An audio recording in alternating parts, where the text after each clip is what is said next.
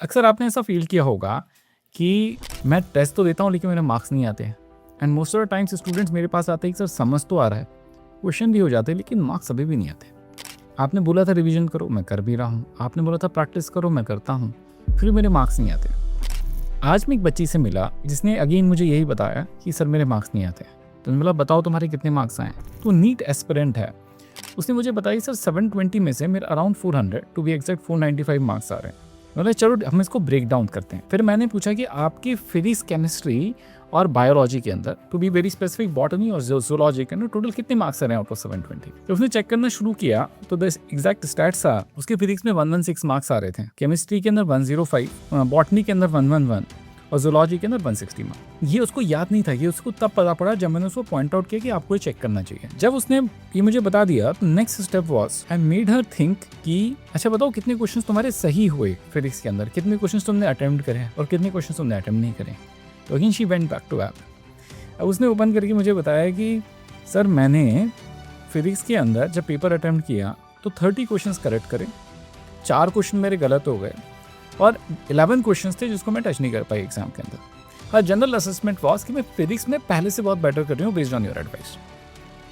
Okay, then we went into chemistry कि मतलब कि चलो केमिस्ट्री में एनालिसिस करते हैं। तो she told me there are 29 questions correct, there are 11 questions जो उसके गलत हो गए और 5 क्वेश्चंस हैं जो पेपर में छोड़ दिए थे। जब उसने खुद ने भी ये नंबर देखा तो उसको आश्चर्य हो कि अरे मेरे 11 क्वेश्चंस गलत हैं। Then we went into biology.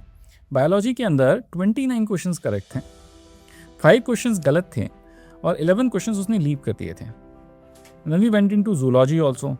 तो जूलॉजी के अंदर 41 क्वेश्चंस करेक्ट थे। तो in this section she scored actually really well, total marks 160 भी थे और 4 क्वेश्चन सीधे गलत थे, उसने एक भी क्वेश्चन छोड़ा नहीं। तो यू कैन सी दैट जब हम पेपर एनालिसिस करने बैठते हैं तो एज एन स्टूडेंट कभी हम इतनी डीप में जाके नहीं देखते कि क्या सही हो रहा है, किस सेक्शन से मार्क आ रहे हैं, किस सेक्शन से मार्क नहीं आ रहे हैं। हम सोचते हैं मेहनत करेंगे। अरे आप भाई, आप मेहनत करने से सारी प्रॉब्लम नहीं सॉल्व होती ना, आपको समझना पड़ेगा कि मेहनत कहाँ करनी है। We were okay till this point of time, then I started asking deeper questions. ये तुम्हारे फिजिक्स को अगर हम पकड़ लें एज अ सब्जेक्ट, तो ये जो क्वेश्चंस गलत हो रहे हैं, 4 क्वेश्चंस गलत हो रहे हैं और ये जो 11 लीव कर रहे हो, आप क्यों कर रहे हो। तो उसने मुझे फिर डीपर एनालिसिस के लिए उसने वापस से ऐप खोला, went from question to question and now told me that कि 2 क्वेश्चन थ्योरी बेस्ड थे, बाकी एक क्वेश्चन कॉन्सेप्ट बेस्ड था। एक के अंदर रेजिस्टेंस का क्वेश्चन था जो उसको नहीं आता था लेकिन उसने अटेम्प्ट कर लिया, और जो उसने 11 क्वेश्चंस छोड़े हैं वो सारे के सारे रेजिस्टेंस बेस्ड क्वेश्चन है, कि स्पेसिफिक टॉपिक पे बेस्ड क्वेश्चन है जो उसने क्लास अटेंड नहीं करी थी। ये रियलाइजेशन कि अगर मुझे ये आ जाता तो मेरे 12 इंटू 4 44 मार्क्स यूं ही बढ़ जाते हैं। मतलब अगर मेरे 500 अराउंड मार्क्स आ रहे हैं तो मेरे 550 तो वैसे ही हो जाएंगे, मतलब मेरा 10% इंप्रूवमेंट तो डायरेक्टली हो गया। अब मुझे लगता है पेपर टू पेपर बेसिस के अंदर हमें ये सोचने की बजाय कि मैं डायरेक्टली 720 पे जंप कैसे करूंगा, ये सोचना चाहिए कि नेक्स्ट 10% कहाँ से आएगा। तो अगर मुझे इंप्रूव करना है नेक्स्ट टेस्ट के अंदर, मैं अपने वो फिजिक्स का जो चैप्टर मुझे नहीं आता था मैं उसे अच्छे से प्रिपेयर करके चले जाऊँगा। Now let us go to chemistry. जब मैंने केमिस्ट्री पूछा कि यार आपके ये 11 क्वेश्चंस क्यों गलत हो जाते हैं और ये जो 5 क्वेश्चंस हैं वो छोड़ क्यों दिया आपने, तो उसने बोला कैलकुलेशन एरर होती है मेरी, इसलिए ये ऐसा हो जाता है। मैंने बोला नहीं, आप जनरिक स्टेटमेंट मत दो, आप क्वेश्चन टू क्वेश्चन जाओ। Then she started doing it, she was still not able to do it और फिगर इट आउट। फिर मैं उसके साथ बैठा, मैंने बोला क्वेश्चन 1 ऊपर करते हैं, ये क्वेश्चन क्यों गलत हुआ था। तो उसने बताया कि इसके अंदर ना शायद प्रैक्टिस का इशू था, मुझे आता था लेकिन मैं पेपर में कैलकुलेट नहीं कर पाया। सेकंड क्वेश्चन के अंदर क्या था, टाइम प्रेशर के अंदर मिस्टेक हो गई। फिर हम थर्ड क्वेश्चन के अंदर गए तो उसने मुझे बताया कि इसका कॉन्सेप्ट क्लियर नहीं था, 4th का भी नहीं था, 5th का भी नहीं था। 6 के अंदर रिवीजन के जो 11 के टॉपिक है उसके रिवीजन के कारण वो क्वेश्चन सही नहीं हुआ। 7 के अंदर भी टाइम का इशू था, 8 के अंदर भी टाइम का इशू था, 9 के अंदर भी मैं अपने टाइम को मैनेज नहीं कर पाई बेटर तरीके से पेपर में। 10 कॉन्सेप्ट था, 11th टाइम था। जो क्वेश्चन छोड़े उसके अंदर से एक लेंदी था, इनफैक्ट 4 क्वेश्चंस के अंदर कॉन्सेप्ट का इशू था। तो जब मैंने इसको डीपली एनालाइज करके लिखना शुरू किया तो मुझको रियलाइज हुआ लगभग 50% से ज़्यादा क्वेश्चंस जो हैं वो इसलिए उसको नहीं आ रहे हैं क्योंकि उसका कॉन्सेप्ट ही क्लियर नहीं है, या उसको वो टॉपिक्स नहीं आते, या पेपर के अंदर जो पढ़ाया और जो क्लास में पढ़ा उसमें कुछ डिफरेंस है। मे भी हो सकता है क्वेश्चंस पेपर में थोड़े डिफिकल्ट पूछे हों और उस लेवल की प्रिपरेशन उसने नहीं कर रखी है। And second part is primarily because of कि उसका टाइम मैनेजमेंट बेटर नहीं है। अब इसके अंदर 2 सिनेरियो हो सकते हैं, एक तो मुझे क्वेश्चन फास्ट सॉल्व करना आता ही नहीं है और दूसरा मुझे आता है लेकिन मैंने उसकी इनफ प्रैक्टिस नहीं कर रखी है। So if I am now as a student preparing for chemistry for my next test paper, मैं 2 चीजें कर सकता हूँ। पहली चीज कि मैं केमिस्ट्री के अंदर टाइम बेस्ड प्रैक्टिस करूंगा। तो let us see that if I am practicing for 4 hours, 50% of that can be structured, 50% of that can be unstructured. तो 50% स्ट्रक्चर कैसे हो सकती है, मैं 1 घंटे के अंदर 30 क्वेश्चंस करने की कोशिश करूंगा या 45 whatever is my time, and then in that 45 अब सी कि कितने क्वेश्चन सही हो जाते हैं, कितने क्वेश्चन गलत हो जाते हैं, कहाँ मैं स्टक हो जाती हूँ, and then based on that जो मैं नहीं कर पाऊंगी उसको मैं अनस्ट्रक्चर्ड टाइम देके आप बेटर कर लूंगी। तो like this I would have fine tune my practice and थोड़ी थोड़ी हैबिट डेवलप हो जाती कि किस तरीके से मैं टाइम प्रेशर के अंदर बेटर वर्क कर पाऊँ। Second part of the problem that she is facing 50% of the question coming from कि कुछ एरियाज हैं, कॉन्सेप्ट्स हैं, प्रॉब्लम्स हैं जो उसने देखी नहीं। उसमें क्या करना पड़ता है, मोस्ट ऑफ द स्टूडेंट्स को अपने डोमेन में समझना होता है कि मैं जिस लेवल पे मॉड्यूल सॉल्व कर रही हूँ, प्रैक्टिस कर रही हूँ, उसके आगे का लेवल क्या है। यू शुड फर्स्ट अंडरस्टैंड कि प्रॉब्लम है कि मुझे कुछ चीज़ें नहीं आती। कई बार तो पता ही नहीं होता कि नहीं आती, आपको लगता है प्रैक्टिस करने से हो जाएगा। देखिए, प्रैक्टिस करने से हर चीज़ नहीं होती। प्रैक्टिस करने से जैसे ये टाइम वाली प्रॉब्लम को हम रिजॉल्व कर सकते हैं, लेकिन जो आपको नहीं आता वो आप प्रैक्टिस करके लर्न नहीं कर सकते।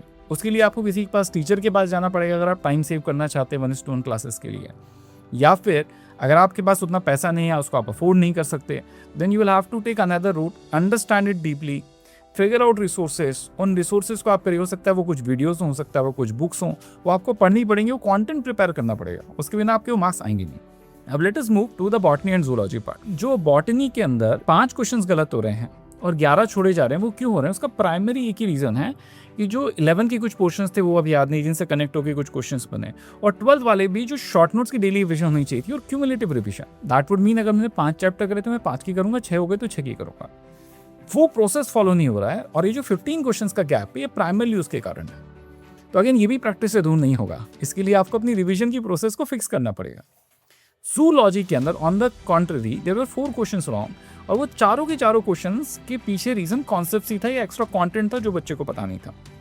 यू कैन सी दैट एक हम जेनरिक स्टेटमेंट दे सकते हैं पेपर के ऊपर कि मैं और प्रैक्टिस करके ठीक कर लूंगा, टीचर भी बोल सकता है बेटा और प्रैक्टिस करो, but most of the times when you go deeper inside it from question to question basis, you will figure out there are 4-5 primary reason a question might be wrong. पहला ये हो सकता है कि कुछ ऐसे कंटेंट पे बेस्ड हो जो मैंने पढ़ा ही नहीं। सेकेंड रीजन हो सकता है मुझे वो कंटेंट आता है लेकिन 1 मैं अप्लाई नहीं कर पा रहा पेपर में। रीजंस कैन बी 2 मैंने इनफ प्रैक्टिस नहीं कर रखी, सेकेंड इज मेरे को पेपर के टाइम प्रेशर में वो सॉल्व करना नहीं आता, थर्ड इज कि मुझे सब कुछ आता है लेकिन अब मुझे याद नहीं, एंड फोर्थ इज बेसिकली कि कहीं ना कहीं पेपर लिखने की मेरी प्रोसेस ही बहुत अच्छी नहीं। You can see that paper सही नहीं कर पाने के और मार्क्स कमाने के ये 4 रीजंस हो सकते हैं, और मुझको पेपर डीपली एनालाइज करने के बाद, पेपर लिखने के बाद इसमें जाना चाहिए कि which of this reason is exactly affecting me as a student. अगर मुझे लगता है मैं प्रॉब्लम खुद सॉल्व कर सकता हूँ, जैसे अगर वो मे बी प्रैक्टिस की प्रॉब्लम हुई तो आप खुद सॉल्व कर पाएंगे, रिविजन की प्रॉब्लम हुई तो आप खुद सॉल्व कर सकते हैं, अगर वो कंटेंट की प्रॉब्लम हुई तो आप नहीं सॉल्व कर सकते। You will require a 1-to-1 teacher who can sit with you and then resolve that problem for you, कि जो कंटेंट पे आप जाके स्टक हो उसके आगे का कंटेंट आपको बताए, so that we are able to get to the root cause of it। कई बार वो एक्स्ट्रा कंटेंट हेल्प करता है उस लास्ट 20% जर्नी को करने के लिए जो अदरवाइज हम नहीं कर पाते। मेरा सजेशन हर स्टूडेंट को यही है, if you are getting less marks in a paper, sit with the paper with a good faculty, try and understand what are your gap areas, understand what should be the next steps, उन पे काम करिए। उसके हो सकते हैं 2 parts हो, 1 that the faculty can help you with and another that you should do it. अगर वो मेरी behavioural day to day activities के अंदर आ गया तो 100% मेरे मार्क्स पड़ेंगे। I hope this video was useful. अगर आपको लगता है कि कुछ और ऐसे पॉइंट्स हैं जिसके अंदर आप डीप एनालिसिस चाहते हैं, डीप डाइव चाहते हैं, तो put it in the chat box, will try and make a video for that as well. If you're a student who is really struggling with improving their marks, I think Pragbi is the 1-to-1 platform where somebody can sit with you. And the exercise that I did with that girl, we can do the same exercise with you as well. See you until next one. Bye.